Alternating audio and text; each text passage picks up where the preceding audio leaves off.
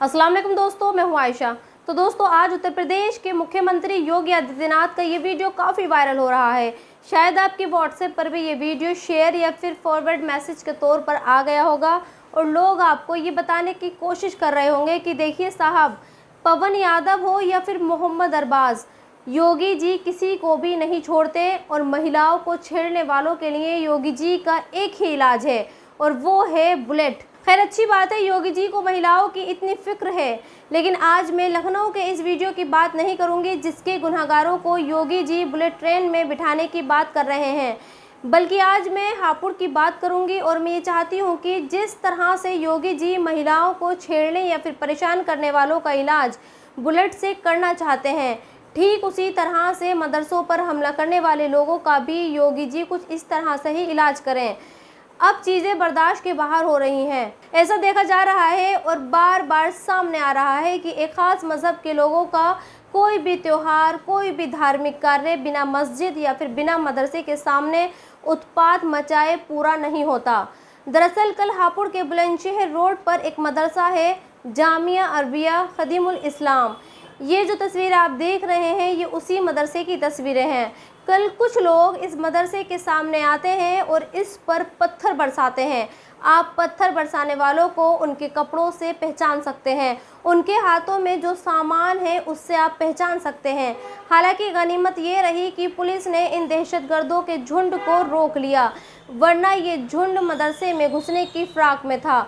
सोचिए ये कितनी बड़ी बात है। लखनऊ में एक महिला के साथ छेड़छाड़ होती है और उस छेड़छाड़ में 16 में से एक मुस्लिम शख्स शामिल होता है, तो अपने योगी जी बाकायदा विधानसभा में आते हैं और नाम लेकर ये कहते हैं कि ऐसे मंचलों के लिए उन्होंने बुलेट तैयार कर रखी है। लेकिन कावड़ियों के वेश में घूम रहे इन लोगों के बारे में कोई कुछ नहीं कहता। ये हमेशा ही मस्जिदों और मदरसों के सामने उत्पात मचाते हैं और नुकसान पहुंचाकर निकल जाते हैं। इनकी ना तो गिरफ्तारी होती है और ना ही इनके घरों पर बुलडोज़र चलता है। और मुझे तो हैरानी उत्तर प्रदेश की सबसे बड़ी पार्टी समाजवादी पार्टी को लेकर भी होती है, जिस पार्टी को मुसलमानों ने 36 विधायक और 37 सांसद दिए हैं। वो पार्टी भी ऐसे गुंडों के बारे में कुछ नहीं बोलती और ना ही मीडिया इनकी इन हरकतों को दिखाता है। हाँ, मीडिया तब ज़रूर तिल का ताड़ बना देता है जब मदरसों की जगह मंदिर होता और कावड़ियों की जगह मुसलमानों के हाथों में पत्थर होते, तो इस तरह की पत्थरबाजी करने वाले लोग देशद्रोही बन जाते और उन्हें मंदिर को तोड़ने या फिर उस पर पत्थरबाजी करने के लिए यूएपीए या एनएसए जैसे सख्त कानून लगाकर उन्हें सालों के लिए जेल में डाल दिया जाता। वैसे सिर्फ मस्जिदें या सिर्फ मदरसे ही नहीं, बल्कि मुसलमानों को भी अलग अलग तरीक़ों से फंसाने और बदनाम करने की साजिशें रची जा रही हैं।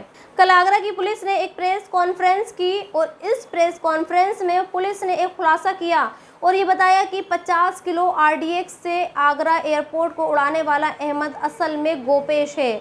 गोपेश ने पहले अहमद का फ़ोन चोरी किया और फिर इस फ़ोन से एक फ़र्ज़ी ईमेल आईडी बनाई और फिर इस फर्जी ईमेल आईडी से आगरा और उत्तर प्रदेश पुलिस को एक ईमेल भेजा और लिखा कि आगरा के एयरपोर्ट और रेलवे स्टेशन को उड़ाने के लिए वहां पर 50 किलो आरडीएक्स रख दिया गया है। क्योंकि ईमेल मुस्लिम नाम से आया था, लिहाजा पुलिस हरकत में आई और जिसे अहमद समझा जा रहा था वो गोपेश निकला। वाकई यहाँ आगरा पुलिस की तारीफ करनी होगी कि उन्होंने गोपेश का सच दुनिया को बताया और मुसलमानों को बदनाम करने से बचा लिया। क्या इसके लिए पुलिस और प्रशासन गोपेश के घर पर बुलडोज़र चलाएगा? वैसे ये तो सवाल है जो हम जैसे मुस्लिम पत्रकार उठाते हैं, लेकिन हम ये भी जानते हैं कि इन सवालों से असल में होता कुछ नहीं है, बस हमें तसल्ली मिल जाती है। जैसे मौलाना सज्जाद नोमानी इस वीडियो में खुद को तसल्ली दे रहे हैं। सोचिए, जिस हमास के चीफ हानिया को पूरा यूरोप, हमारा देश आतंकवादी मानता है, उस हानिया की तुलना मौलाना साहब गांधी जी से कर रहे हैं और ये कह रहे हैं कि अगर इस्माइल हानिया दहशतगर्द था तो फिर महात्मा गांधी भी दहशतगर्द थे, क्योंकि महात्मा गांधी ने भी अपने देश को अंग्रेज़ों से आज़ाद कराने की लड़ाई लड़ी और हानिया भी फ़िलिस्तीन को इज़राइल के जुल्म से आज़ाद कराने की लड़ाई लड़ रहा है।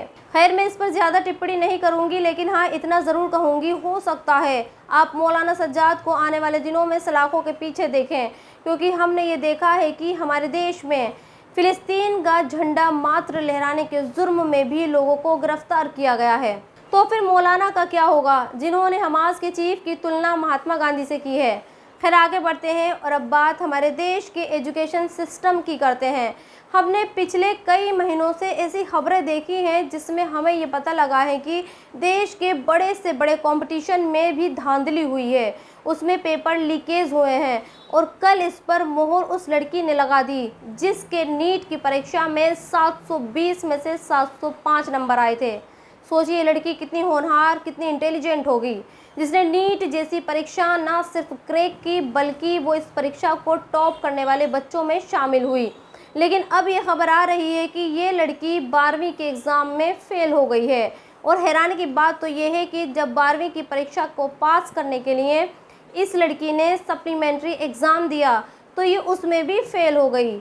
अब ये सवाल उठ रहे हैं कि कोई माने या ना माने, लेकिन देश में हो रहे कॉम्पिटिटिव एग्ज़ाम्स में गड़बड़ी तो ज़रूर हो रही है। वैसे बात नीट एग्ज़ाम की चल रही है तो कल एक और ख़बर इससे जुड़ी आई और इस मामले में सीबीआई ने चार्जशीट दाखिल की और इस चार्जशीट में 13 लोगों को एक्यूज्ड बनाया। आप देख सकते हैं कि नीट के एग्ज़ाम में लीकेज करवाने वाले 13 नाम किस धर्म से ताल्लुक़ रखते हैं।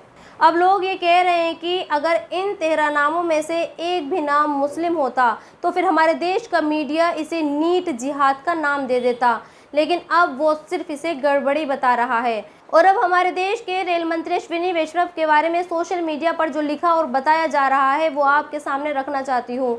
दरअसल कल मैंने अपने पिछले वीडियो में खबर आपको दिखाई थी जिसमें ये बताया था कि कैसे एक मुस्लिम लड़का रील बनाने के चक्कर में रेल की पटरियों पर कभी अंडे, कभी पत्थर, कभी गैस सिलेंडर तो कभी साइकिल रखता है और फिर जब इन पर से ट्रेन गुजरती है तो उसके वीडियोस बनाता है और इस लड़के को गिरफ्तार कर लिया गया है और इस रेलवे पुलिस को सौंप दिया गया है। और ऐसा इसलिए हुआ क्योंकि बीजेपी से जुड़े लोगों ने इस लड़के के खिलाफ ज़बरदस्त मुहिम चलाई थी और ये कहने और बताने की कोशिश की थी कि देश में जितने भी रेल हादसे हो रहे हैं वो ऐसे ही मनचलोए लोगों की वजह से हो रहे हैं। चूँकि ये खबर रेल से जुड़ी थी लिहाजा आज एक और जो खबर रेल मंत्री से जुड़ी है मैं चाहती हूँ कि देश इस खबर को भी देखे। क्रांति कुमार नाम के एक यूज़र ने अश्विनी के बारे में ये लिखा है और ये बताने की कोशिश की है कि जब भारतीय रेल के पास लोकोमोटिव फैक्ट्री है, कोच बनाने की फैक्ट्री है, तब बीजेपी की मोदी सरकार ने जर्मनी की उस कंपनी को 26,000 करोड़ रुपए का ठेका क्यों दिया जिसमें कभी अपने रेल मंत्री काम किया करते थे। खैर इस बारे में क्रांति ने सवाल उठाए हैं, आपको फुर्सत मिले तो आप भी ज़रूर सोचिएगा और अगर हो सके तो मुझे कमेंट्स बॉक्स में लिखकर ज़रूर बताइएगा। खैर आगे बढ़ते हैं और आपको इजराइल लेकर चलती हूँ और एक और वीडियो दिखाती हूँ। जिन 2 महिलाओं को आप नाचते हुए देख रहे हैं ये इजराइल की सेना की महिलाएं हैं और ये फ़िलिस्तीन के बच्चों की कब्रों पर नाच रही हैं। इजराइल का प्रधानमंत्री नेतन्याहू अमेरिका में जाकर ये कहता है कि हमास ने उसके मासूम बच्चों का खून बहाया है, इसीलिए वो हमास और पूरे फ़िलिस्तीन का खात्मा कर देगा।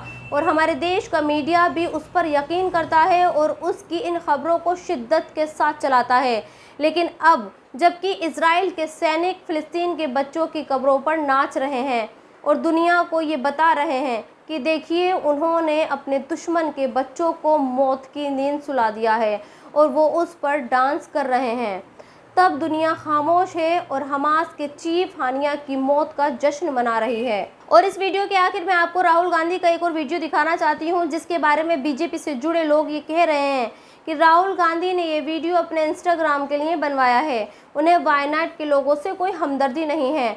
अगर हमदर्दी होती तो वो वायनाड में 3 दिन पहले जाते जहां वहां लैंडस्लाइड से 250 से ज़्यादा लोगों की मौत हुई थी। अब जबकि सब कुछ ठीक है तब नहीं जाते। खैर मैं आपसे ये पूछना चाहती हूँ कि क्या राहुल गांधी ने ये वीडियो इंस्टाग्राम के लिए बनाया होगा। तो दोस्तों इस वीडियो में इतना ही। आप भी अपनी राय कमेंट्स बॉक्स में लिखकर मुझे ज़रूर बताएं और अब तक आपने मेरे चैनल को सब्सक्राइब नहीं किया है तो प्लीज़ सब्सक्राइब ज़रूर कर दें। शुक्रिया।